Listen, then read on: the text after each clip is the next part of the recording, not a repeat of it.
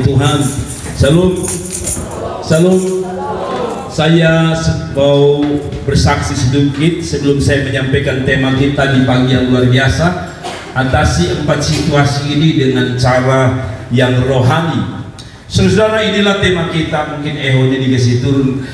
Atasi 4 situasi ini dengan cara yang rohani. Saudara, saya mau bersaksi sedikit bahwa saudara mengenai perbuatan Tuhan yang luar biasa. Pertama, kita bersyukur tukang yang harus kita bayar 17 juta sudah lunas, dan saya percaya itu karena Tuhan. Kita kasih tepuk tangan untuk Tuhan Yesus.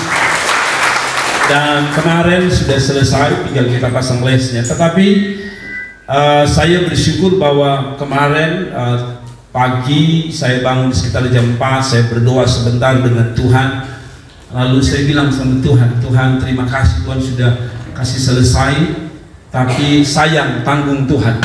Saya butuh AC yang ada di belakang soundman di sana, AC Polytron itu. Lalu saya butuh televisi karena televisi kita sudah rusak yang lama. Lalu saya juga sebenarnya saya suka di rumah suka nonton YouTube rohani. Saya butuh televisi satu juga. Jadi saya duduk, saya habis doa jam 4 saya datang ke gereja, saya duduk di sini. Saya duduk di sini lalu saya lihat ke belakang, saya lihat ke televisi. Saya bilang sama Tuhan, Tuhan, saya butuh uang ya 7 sampai 10 juta lah untuk beli AC dan beli 2 televisi. Saya masih banyak, tapi saya bilang Tuhan, saya rindu besok pagi itu semua sudah safety, sudah aman, sudah baik. Saudara, di situ saya keluar, istri saya bangun dan bilang, Bapak ketemu beli kue di depan, oke? Kita pergi. Jadi saya dan istri beli kue di depan. Pagi beli kue, tiba-tiba WA saya bergetar. Saya kebetulan tidak kasih bunyi, saya buka WA saya. Ada satu orang bertanya, Bapak, saya minta maaf, saya mau kirim berkat sedikit untuk di situ. Saya bilang oke, saya kirim rekeningnya, dia minta.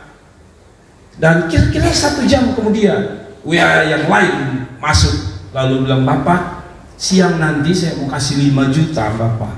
Jadi total kemarin 7 juta. Pas persis semua alat-alat ini. Kita kasih tepuk tangan yang meriah. Saya hari-hari ini sedang mengagumi Tuhan di dalam pelayanan kita di tempat ini, dan saya berdoa supaya Tuhan pakai kita semua menjadi alat dan sarana Tuhan. Ada amin, saudara. Mari saya sampaikan saudara, atasi 4 situasi ini dengan cara rohani. Khotbah ini atau dari ayat ini sebenarnya saya sudah khotbah sore, tapi dengan tema yang lain, pembahasan yang lain, dan pagi ini saya mau menyampaikan dengan pesan yang lain juga untuk saudara. Atasi 4 situasi ini dengan cara rohani. Mari kita baca ayat firman Allah. Saya undang kita bangkit berdiri, saudara. Kita baca dari Matius pasal yang ke-15 ayat yang ke-21 sampai ayat yang ke-28. Wanita baca untuk saudara-saudara, 1 orang bisa kakak naik di sini mewakili wanita. Kita mau baca ini ayat sama-sama. 1, 2, 3, lalu ayat yang ganjil para wanita dan ayat yang genap pria. 1, 2, 3 wanita. Lalu kuat ke daerah Tirus dan Sidon. Maka datanglah seorang perempuan yang pria, yang laki-laki. Maka datanglah seorang perempuan Kanaan dari daerah itu. Aduh, laki-laki pun suara pun kecil lagi. Luar biasa. Ulang 1, 2, 3. 1, 2, 3. Maka datanglah seorang perempuan Kanaan dari daerah itu dan berseru, kasihanilah aku ya Tuhan, anak Daud, karena anakku perempuan kerasukan setan dan sangat menderita. Ayat yang ke-23. Tetapi Yesus sama sekali tidak menjawabnya. Lalu murid-muridnya datang dan meminta kepadanya, suruhlah ia pergi. Ia mengikuti kita dengan berteriak-teriak. Terus ayat yang ke-24. Jawab Yesus, aku diutus dari umat Israel. Tetapi perempuan itu mendekat dan menyembah dia sambil berkata, Tuhan, tolonglah aku.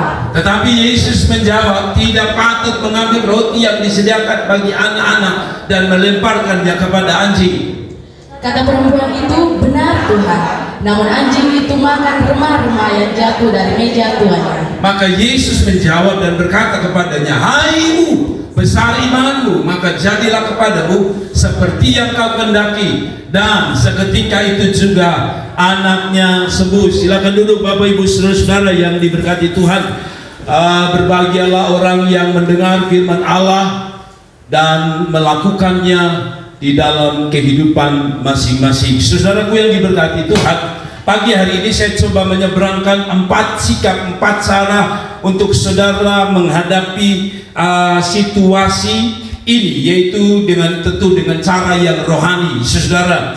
Nah, waktu saudara baca, sebenarnya kesimpulan khotbah saya hanya 4. 1, Allah, kalau saudara baca di sini, situasi yang pertama saya sebut sebagai Allah tidak menghampirimu. Ada lagu yang lama dikatakan, "Mampirlah dengar doaku, Yesus penebus, orang lain kau hampiri, jangan jalan terus." Artinya bahwa kita rindu supaya Allah menghampiri hidup kita, betul ya? Tapi banyak kali Allah tidak pernah menghampirimu. Di saat-saat seperti ini seolah-olah Allah makin jauh. Yang kedua, situasi yang kedua saya sebut sebagai Allah menutup mulut, Allah tidak menjawab, Allah diam. Surga tidak peduli tentang saudara, seolah-olah begitu. Dan yang ketiga, Allah terasa jauh. Saudara pernah saudara merasa Allah terasa jauh, menyembah tanpa merasakan Dia ada? Sudah berdoa setengah jam, 1 jam, seperti Tuhan jauh luar biasa. Dan yang keempat, situasi yang keempat adalah Allah terkesan membiarkan. Allah tidak pernah mau turun tangan dan campur tangan atas hidup saudara. Itu 4 situasi yang harus kita jujur, bahwa tidak selamanya kita berdoa seperti tadi. Situasi saya berbeda dengan situasi Anda. 2 jam saya berdoa, Tuhan kasih 7 juta dan kita bisa beli Alkitab. Tapi kadang-kadang bukan 2 jam, setahun, 5 tahun, 10 tahun, 20 tahun Anda berdoa, surga tutup mulut, surga angkat tangan, surga tidak mau buat sesuatu dalam hidup saudara. Kadang-kadang ini bisa membuat Anda kecewa. Tapi saya mau bilang sama saudara, kalau saudara hadapi situasi ini, Anda harus bersikap dengan sikap rohani dan bukan sikap kedagingan, yaitu sikap memberontak, sikap marah sama Tuhan, sikap protes sama Tuhan, dan sikap pergi dari Tuhan. Itu yang saya mau bawa saudara di pagi yang diberkati Tuhan. Nah, tadi saya sudah baca, kalau saudara baca di dalam ayat yang ke-21 dan 22 dikatakan, atau di dalam ayat yang keberapa tadi dikatakan begini, saudara, kata kuncinya ada di ayat yang kalau saudara lihat, yang dikatakan Allah atau Yesus diam dan tidak menjawabnya, itu saudara di ayat berapa itu? Saudara lihat di sini. Di ayat berapa? Ayat yang ke-24. Mana? Bukan ayat 24. Berarti saudara tidak baca Alkitab hari ini. Saudara, ayat berapa Tuhan? Saya sengaja supaya sudah tahu di mana ayatnya. Ayat 23. Saudara lihat ini ayat 23. Tetapi Yesus sama sekali tidak menjawab. Padahal saudara tahu bahwa perempuan ini apa? Anaknya sedang apa? Anak perempuannya kerasukan setan. Saudara-saudara, dia sedang punya beban, dia sedang punya pergumulan. Dan ketika dia datang, bukan pada Petrus, dia tidak datang pada Yohanes, dia tidak datang pada Filipus, dia tidak datang pada Markus. Kalau dia datang pada orang-orang ini, lalu orang ini tidak jawab, itu normal. Kalau dia datang pada pendeta Jeriadu, lalu saya tidak jawab, itu normal. Tapi dia datang katanya pada Yesus sebagai sumber jawaban, tapi Yesus tidak memberi jawaban. Pantaskah Anda kecewa? Mungkin saja, pantas. Tapi dalam hal Anda kecewa, jangan bertindak dengan cara-cara duniawi seperti tadi saya bilang, pergi dari gereja, pergi dari hadirat Tuhan, pergi tinggalkan Tuhan, pergi dari pelayanan dan sebagainya. Jangan. Itu bukan sikap rohani. Orang rohani bersikap rohani. Yang setuju katakan amin. Orang rohani harus bersikap rohani. Ketika menghadapi situasi-situasi tadi, Allah tidak peduli, Allah tidak campur tangan, Allah tidak mau jawab doa, atau Allah tidak belum juga menjawab doa. Sikap ini yang harus Anda lakukan sebagai orang yang bertumbuh di dalam Tuhan. 1, kita masuk pada khotbah saya. Saya menyebut ketika Tuhan terasa jauh, engkau harus memilih untuk semakin atau menghampiri Dia.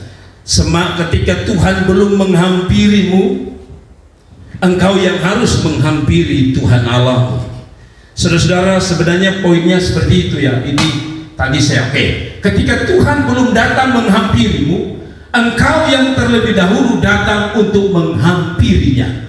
Saudara-saudara, tadi saya bilang, mampirlah dengan doaku, tapi Allah tidak pernah mampir. Allah tidak pernah mampir dalam hidupmu. Tapi Dia bilang, atau saya mau ajar saudara, ketika Allah belum mampir dalam hidupmu, Anda yang harus memilih menghampiri Tuhan.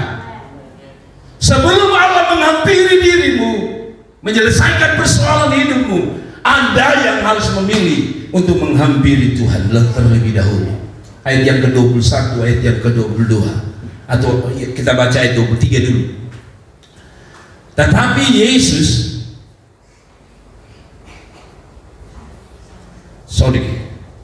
itu poin yang keempat rupanya. Saya mulai dari poin 1 dulu. Mungkin yang pertama dulu, ketika Tuhan belum datang, ketika Tuhan belum datang menghampirimu, engkau terlebih dahulu datang menghampirinya. Ayat 21, 22, saya baca. Lalu Yesus pergi dari situ dan menyingkir ke daerah Tirus dan Sidon. Maka datanglah seorang perempuan. Saudara lihat ini. Lalu Yesus pergi dari situ dan menyingkir ke daerah Tirus dan Sidon. Maka apa?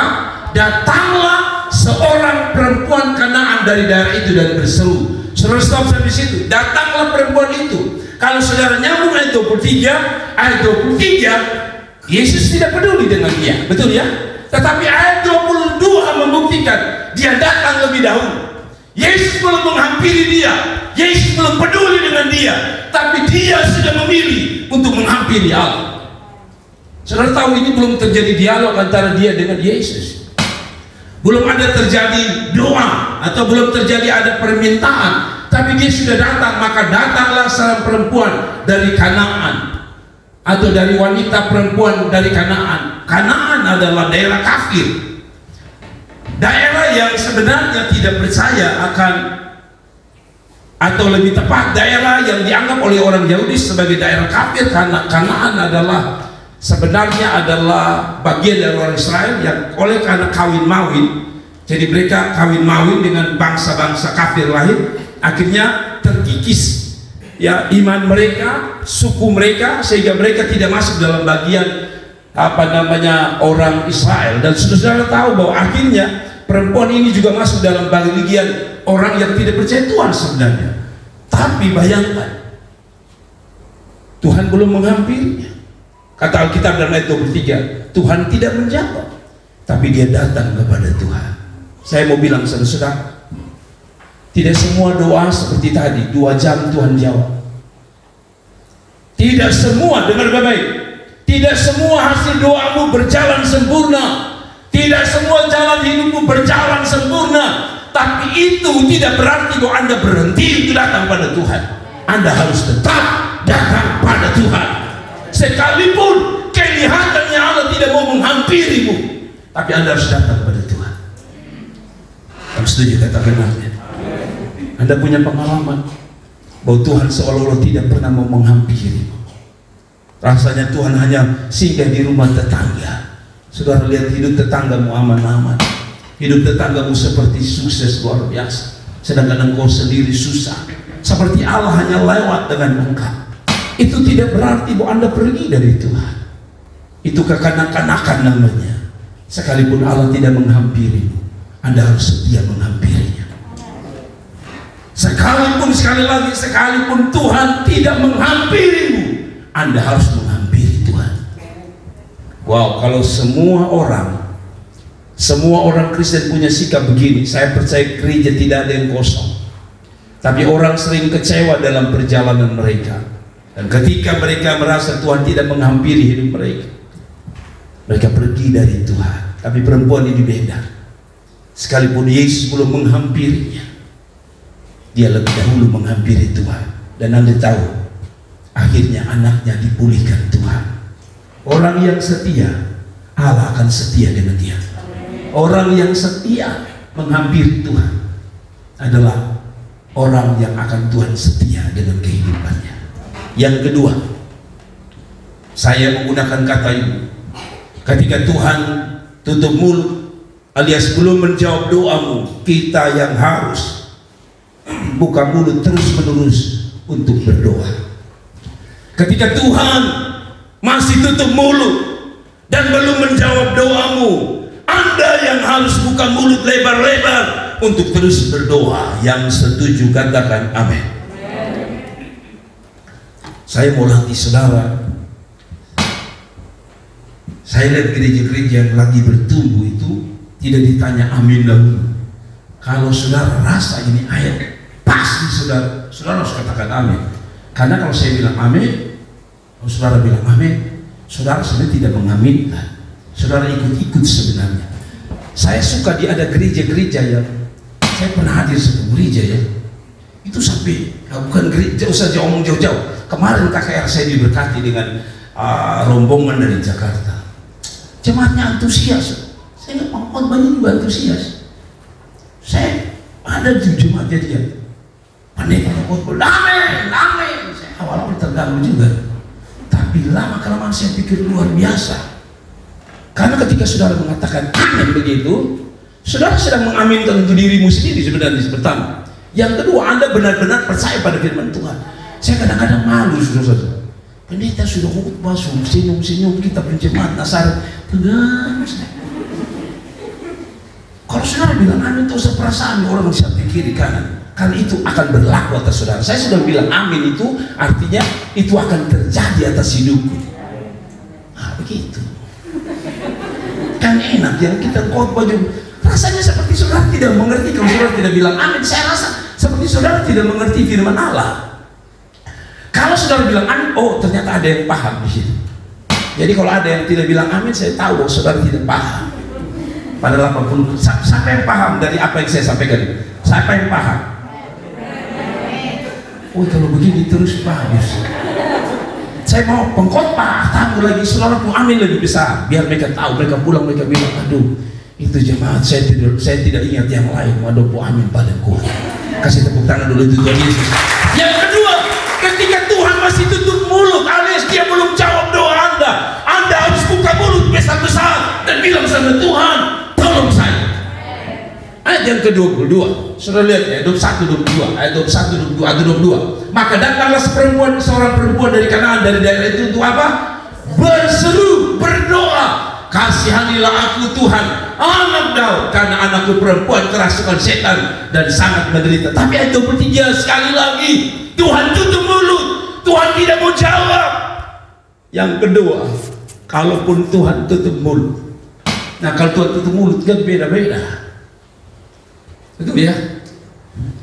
Yang sakit, yang pendarahan itu berapa tahun baru dia dapat? Di dalam Alkitab ada perempuan yang pendarahan, kan tidak mungkin laki-laki pendarahan. 12 tahun, betul ya? Lazarus mati berapa hari? 3 hari, betul ya? Bartimeus berapa lama? Sejak lahir sampai dia sudah, saya tidak tahu dia umur berapa. Artinya begini, Tuhan itu tutup mulut kita tuh beda-beda, tak usah iri hati. Jadi kalau ada orang dijawab, biarkan dulu, karena Tuhan itu tutup mulut kita tuh beda-beda. Kemarin saya 2 jam Tuhan buka mulut terus, ya 2 jam saja. Tapi ada waktu saya mau kasih tahu saudara, 15 tahun saya mau bergumul untuk dapat auto satu itu, saya harus bergumul puluhan tahun. Tuhan tutup mulut. Saya tambah teriak, Tuhan saya butuh tolong.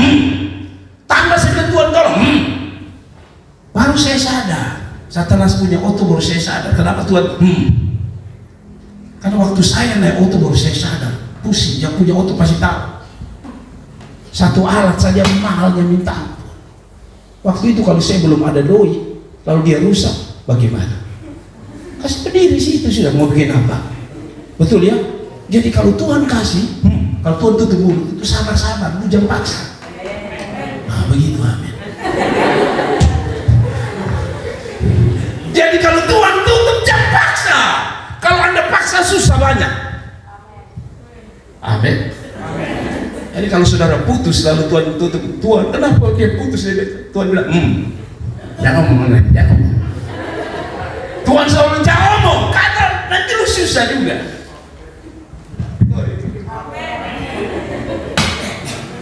Hanyalah mama-mama yang punya pengalaman tahu itu ada bisa pilih satu dari OIBA satu, coba pilih yang dari OIBUFUS lebih baik.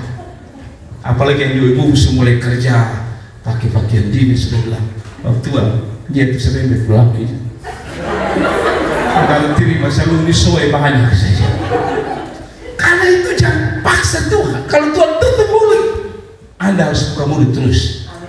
Karena mungkin ada waktu di mana kalau dia buka mulut pasti terjadi yang terbaik. Ada amin.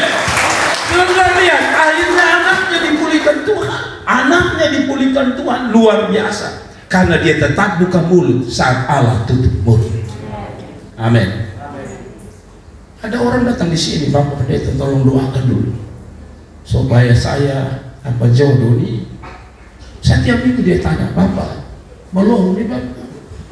Saya bilang, kok Bapak tutup mulut dan suruh saya buka mulut? Ada amin.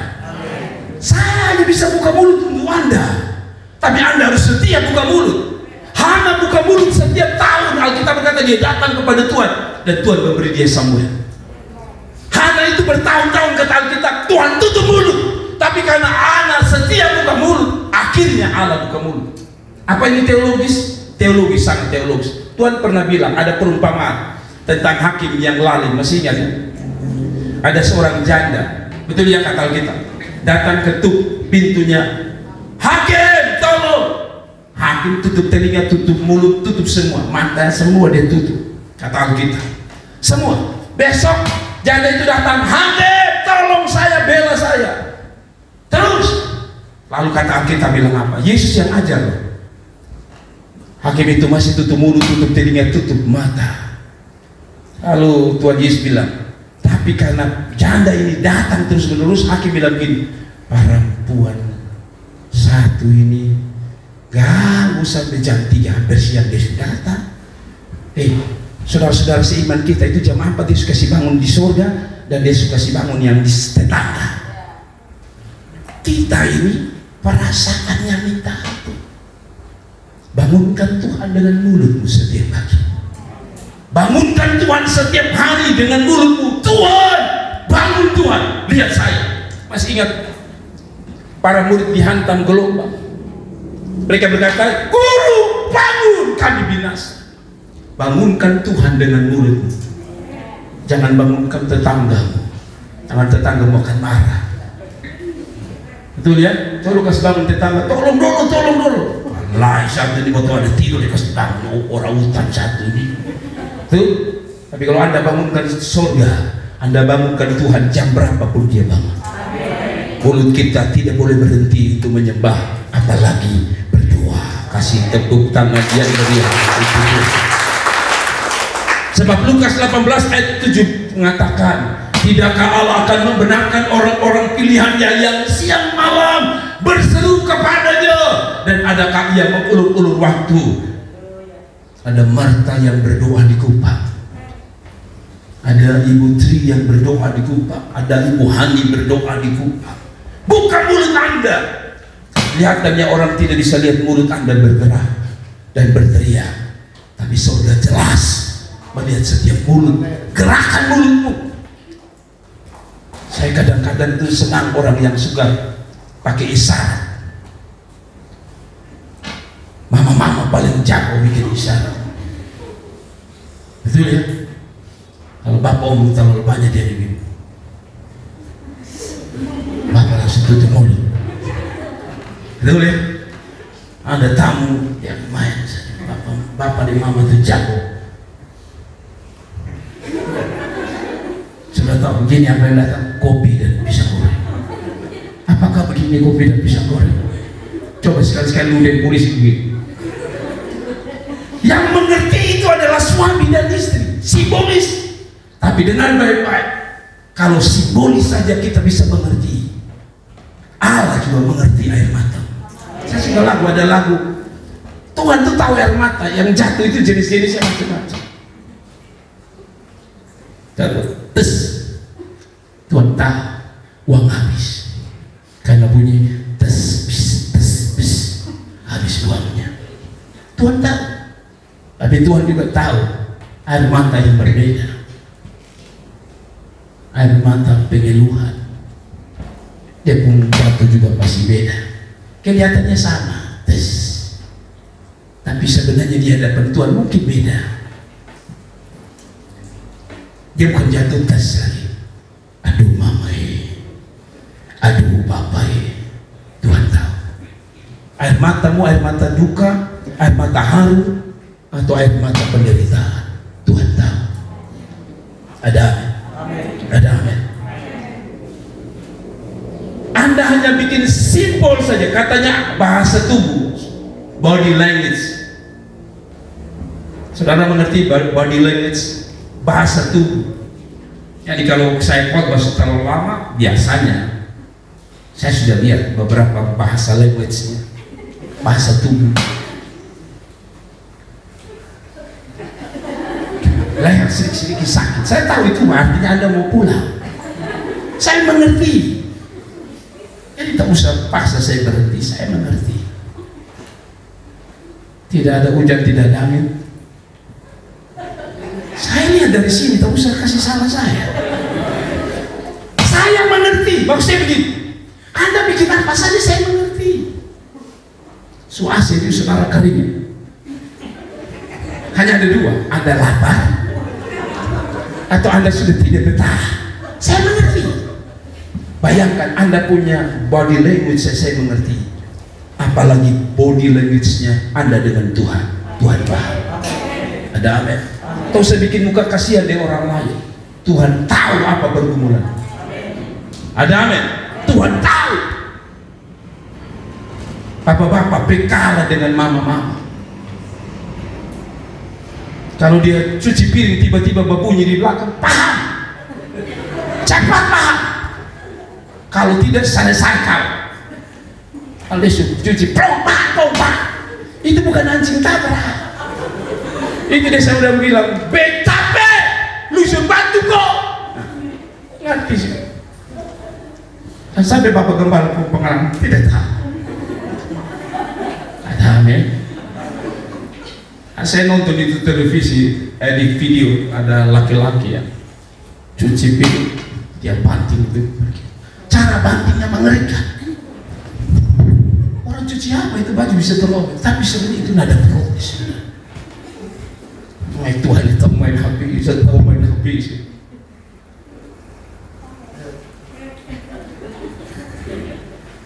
Demikian dengan Tuhan.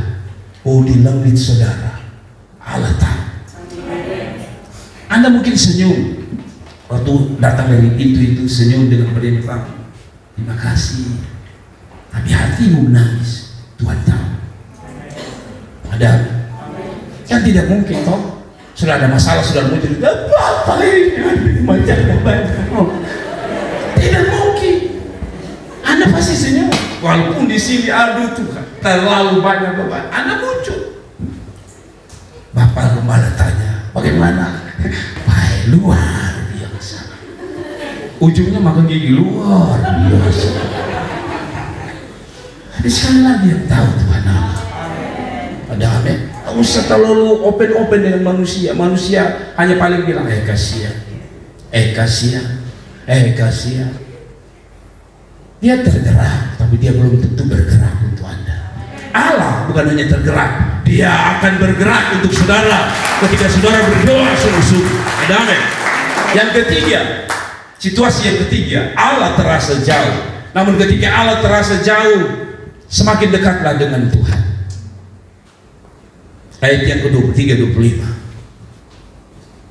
Tetapi Yesus sama sekali tidak menjawabnya. Lalu murid-muridnya datang meminta kepadanya, suruh dia pergi. Artinya suruh dia jauh. Allah sudah jauh, sekarang kamu juga harus jauh. Kira-kira di bahasa begitu. Allah tidak dekat dengan lu. Allah pergi. Allah tidak mau jauh tuh. Allah sudah jauh, kamu harus jauh. Suruhlah ia pergi. Ia mengikuti kita dengan berteriak-teriak. Jawab Yesus, aku diutus hanya kepada domba-domba yang hilang dari umat Israel. Sudah Tuhan tidak jawab. Sekarang Tuhan bilang, saya bukan untuk kamu, saya untuk orang Israel, bukan untuk orang Kanaan, bukan untuk kamu, saya untuk tetanggamu, saya untuk temanmu, saya untuk sahabat, dan bukan engkau. Apa perempuan ini makin jauh? Tidak. Tapi perempuan itu mendekat dan menyembah Dia sambil berkata, Tuhan, Saudara, sikap ini sudah jarang. Apalagi kalau posisi kita kecewa, biasanya kita rasa Tuhan sudah jauh. Saudara biasa menyembah pagi itu tahu. Paling enak kalau menyembah tiba-tiba hadirat Tuhan sentuh kita, kita nangis. Oh enak, itu 5 jam enak. Tapi kadang-kadang sudah setengah jam, 1 jam, kita doa, kita nyembah Tuhan. Kering, sudah rasa apa-apa. Tapi apakah Allah jauh? No. Kelihatannya Allah jauh. Tapi Allah sebenarnya sedang tunggu sikapmu. Kalau dia terasa jauh, Anda menjauh, Anda tidak dapat apa-apa. Dengar baik. Kalau dia terasa jauh, Anda memilih untuk menjauh, Anda tidak dapat apa-apa. Tapi kalau dia terasa jauh, Anda makin dekat dengan dia. Maka lama-kelamaan dia akan melakukan sesuatu dalam hidup saudara. Ada amin. Ada amin.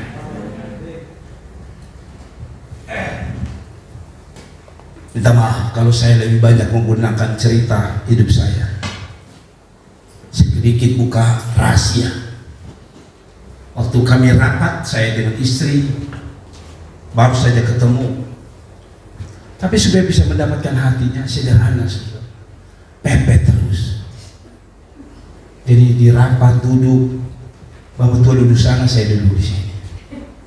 Besok saya lihat dia duduk sebelah mana, dia saya duduk. Memang ada dua kursi, 3 namanya lelaki ya. Gengsi juga, kamu masuk pepet terus bilang mau selukan, kayak tidak ada harga diri sekali. Jadi ya dia duduk sana, saya duduk di sini. Saya istri juga baru saya tahu. Waktu kami jalan-jalan, kelihatannya dia di seberang, saya di seberang. Tapi saya lihat, perhatikan bahwa ini saya ingat, saya jajar juga. Memang di sebelah sana sama sini, tapi saya jajar juga.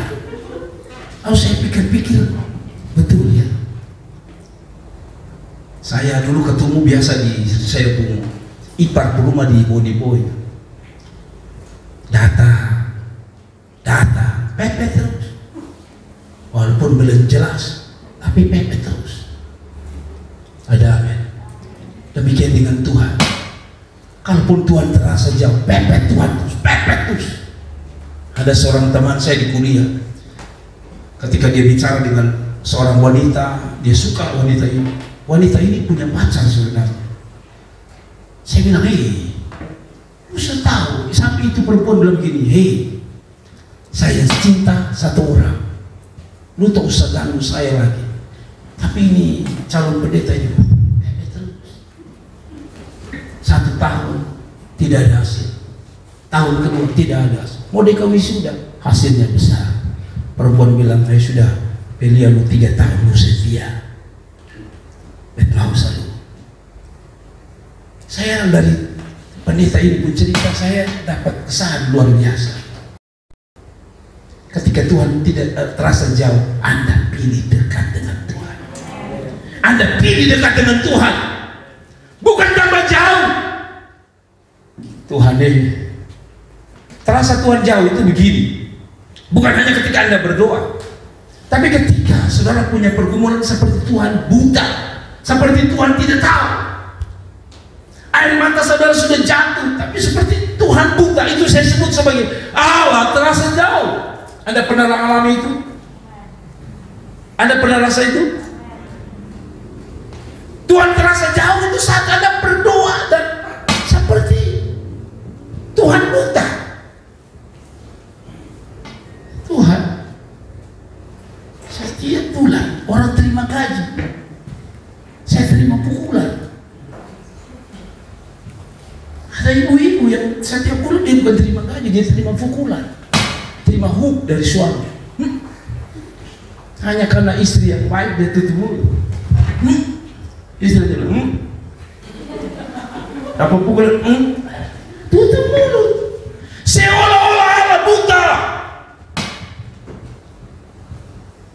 Saya kenal ada orang-orang sudah sayang suaminya, cinta suaminya. Sebentar suaminya bilang, mama, maaf ya mama, beta pasti berubah. 2 bulan lagi ulang lagi penyakitnya. Seolah-olah Allah buta. Ini yang saya sebut sebagai Allah seperti jauh dari saudara. Tapi Allah tidak jauh. Sekali lagi, Allah tidak pernah jauh. Yang Allah mau adalah terasa jauh. Anda harus memilih untuk dekat sama Tuhan. Dan saya percaya sekali lagi kuasanya dahsyat untuk menolong saudara. Dan yang terakhir, ketika Allah belum turun tangan dan campur tangan, saya menggunakan kata ini, tarik Tuhan dengan imanmu. Saudara terlalu kaku kan? Sampai saudara tidak bisa bilang amin juga. Haleluya. Ketika Allah belum turun tangan dan campur tangan, tarik tangan Tuhan dengan iman.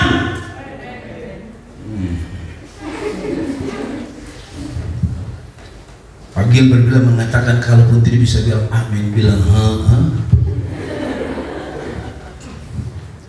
Maksudnya supaya saya tahu Anda masih bangun. Karena antara tidur dan bangun ini mirip-mirip. Betul, saudara pernah ketemu ada orang tidur tapi buka mata? Ada orang penyakit sih, matanya setengah. Saya kenal ada orang itu, saya lupa siapa gitu. Saya mau ambil dia barang, dia tidurnya begini tuh, setengah waktu. Jadi saya begini, mata dia bergerak. Dia punya kusambi, kusambi kocok gitu. Itu kan enak sekali, kusambi yang kasih apa? Gula garam, kocok. Dia taruh, saya lihat, wah kopi Anda, dia tidur melintang dekat itu kusambi. Jadi saya begini, tidak rasa, hanya herannya. Waktu saya ambil dia bilang, ambil sih. Saya tidak tahu, tapi saya tahu saya tadi bukan itu. Apakah kusambi terlalu berharga sampai matanya terjaga, saya tidak tahu. Tapi maksudnya begini, ketika Allah belum turun tangan, campur tangan, tarik turun Tuhan dengan iman. Saudara, kita baca dulu ayatnya. Saudara, ini ayat yang ke-26. Tapi Yesus menjawab, tidak patut mengambil roti yang disediakan bagi anak-anak dan melemparkannya kepada anjing. Bahasa Sabu, naga. Timur bilang apa? Kata perempuan itu, benar Tuhan, namun anjing itu makan remah-remah yang jatuh dari meja tuannya. Saya tidak akan jelaskan itu. Maka Yesus menjawab dan berkata kepadanya, hai ibu, besar imanmu, maka jadilah kepadamu seperti yang kau kehendaki. Allah tidak jawab. Tadi Alkitab di ayat 23, Allah tutup mulut, Allah terasa jauh. Tapi perempuan ini hebat. Perempuan ini tidak bisa tarik Tuhan dengan tangannya karena mungkin ada begitu banyak kerumunan orang. Dia jauh, bahkan Allah dikatakan Yesus apa? Tidak menjawab. Berarti Allah tidak peduli. Seolah Allah tidak peduli, Allah makin jauh. Mungkin Yesus jalan terus, tapi makin jauh. Tapi bagi perempuan ini dia hebat. Dia tidak punya tangan yang tangan jasmani untuk menarik tangan Tuhan. Siapa yang bisa tarik Tuhan? Sini Tuhan, tidak ada. Tapi Anda bisa tarik tangan Tuhan dengan iman. Saudara lihat ini, dia bilang, hai ibu, besar iman. Iman yang menarik Tuhan, bukan pendeta. Kalau ada pendeta yang doa lumpuh berjalan, bukan pendetanya, imanmu. Itu sebabnya selalu Yesus bilang sama mereka, jadilah sesuai imanmu, jadilah sesuai iman, jadilah sesuai iman. Kenapa? Karena iman yang menarik Tuhan turun dan surga atas hidupmu. Iman yang menarik Tuhan turun atas hidupmu. Tidak ada cara lain, iman. Saudara bilang, baik tuh Bapak, coba iman 2 jam enak. Kayak kemarin 2 jam AC datang, TV datang. Ini iman sudah bertahun-tahun lagi dalam penderitaan. Itu tidak gampang. Tapi itu yang iman hebat. Dalam penderitaan, dalam susah, imanmu masih naik, itu hebat. Saudara jangan menghakimi saya bahwa saya imannya kekanak-kanakan. Katanya orang yang kalau dia doa langsung dijawab Tuhan itu anak-anak. Ini bukan berarti saya anak-anak, saya memang perlu ini supaya saudara yang duduk di situ enak. Betul ya? Anak-anak itu yang sekali dia menangis pasti ditolong, betul ya? Saudara masih ingat saudara bayi? Masih ingat bayi? Saudara masih bayi? Masih ingat? Saudara masih ingat waktu saudara bayi? Ah, bohong.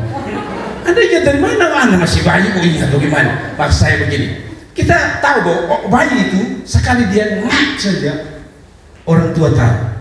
Menurut mama saya, anak itu kalau dia nangis waktu bayi hanya dua.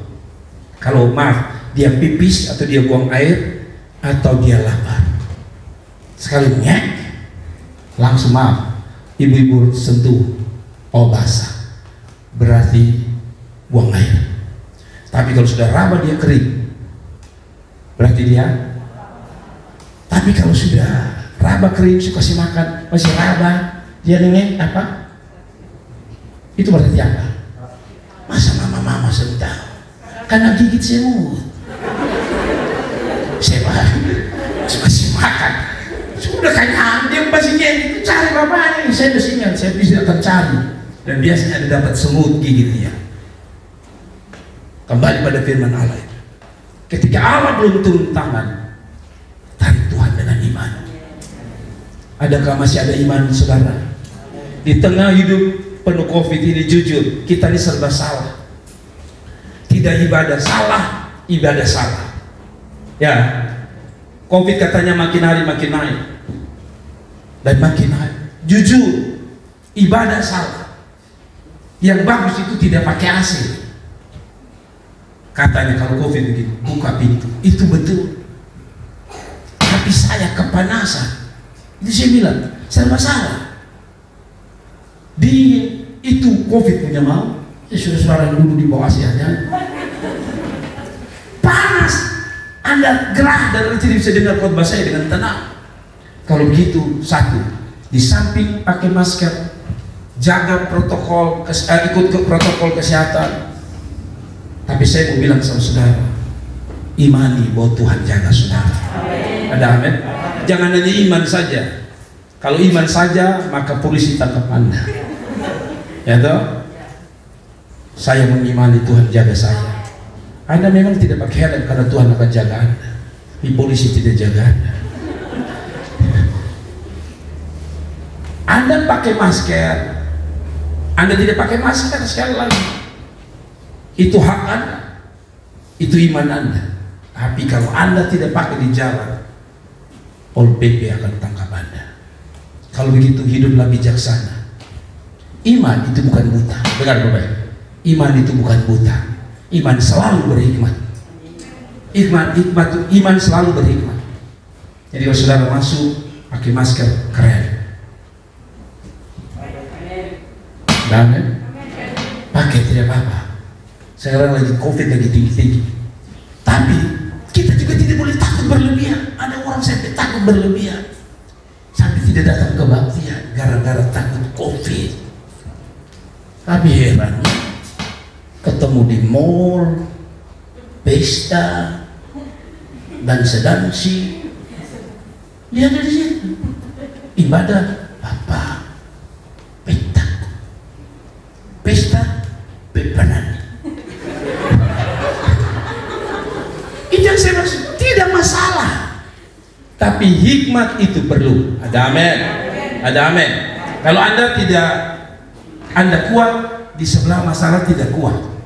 Ada kita orang tua dong seumur-umur, mereka tidak bisa kena ini barang. Kalau kena, kasihan. Itu tidak berarti saudara yang masih muda berkata, saya kuat. Bapak, jangan Bapak. Ini cece COVID ini, aci COVID ini. Kenapa saya bilang aci COVID? Karena dia dari Cina. Wuhan. Ini aci kalau datang bahaya. Dia sudah kena lu babak. Lu amat tanah kok. Orang sabu itu kalau dia sebut kesayangan itu matana, inatana. Tapi cece COVID datang, lu masuk dalam tanah. Nah, karena itu sekali lagi iman perlu. Kembali saya mau tutup ini. Iman perlu. Yang setuju katakan. Iman kita harus bertumbuh sama-sama dengan hikmat Tuhan. Kalau orang yang hikmatnya bertumbuh, imannya bertumbuh, racun dia bisa bedakan. Jangan kalau saudara beriman, saudara berkata, mari bawa racun. Saya minum 3 gelas dalam 3 kali 1. Mati saudara. Iman itu bisa bedakan apa yang Anda harus lakukan, Anda tidak boleh lakukan. Amin. Waktu saudara sakit, Anda boleh mengimani Tuhan. Waktu Anda punya persoalan, Anda boleh mengimani Tuhan. Tapi kalau dokter sularang, jangan paksa dengan iman. Amin. Kalau semua lihat, kemarin saya bilang ke Ice, saya sampai sudah Pak Ade lagi. Kalau beliau bantu-bantu saya, Kak Ice, Jerry punya adik, bukan Bapak, lambung Bapak. Jadi saya pikir-pikir sekali lagi, Tuhan peduli dengan saudara. Ada amin? Tuhan bukan hanya peduli dengan wanita dan anaknya, Tuhan peduli dengan wanita-wanita yang ada di Nazaret pagi hari. Tuhan bukan hanya peduli dengan wanita ini 2000 tahun yang lalu, Tuhan masih peduli sampai hari ini dengan saudara yang duduk sambil di dalam hati berkata, kiranya ini firman Tuhan jadi atas hidup saya. Tuhan memberkati. Kita beri tepuk tangan. Amin. Amin. Mari kita bangkit berdiri.